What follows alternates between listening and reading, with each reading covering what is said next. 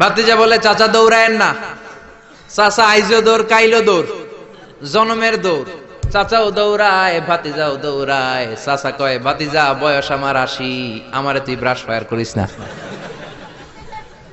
ভাতিজা বলে চাচা এই ব্রাশ ফায়ার ওই ব্রাশ ফায়ার না, ছেলের নাম ব্রাশ, মেয়ের নাম ফায়ার। যে বলছে ছেলে মেয়েরে ডাকো, তো ভাতিজা বলছে ব্রাশ ফায়ার। কপাল পোড়া, এরকম নাম আছে না নাই? আহাব্বুল আসমা ইলাল্লাহ আব্দুল্লাহ, আব্দুর রহমান। আল্লাহর কাছে সবচাইতে প্রিয়তম নাম হচ্ছে আব্দুল্লাহ আর হচ্ছে আব্দুর রহমান। সুবহানাল্লাহ পড়েন। এই নামগুলো রাখতে রাজি আছেন তো?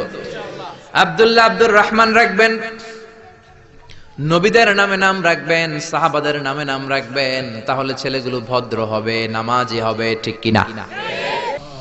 এজন্য সব বাবাদের উচিত ছেলেদেরকে উপদেশ দেয়া, ছেলে যত ছোটই হোক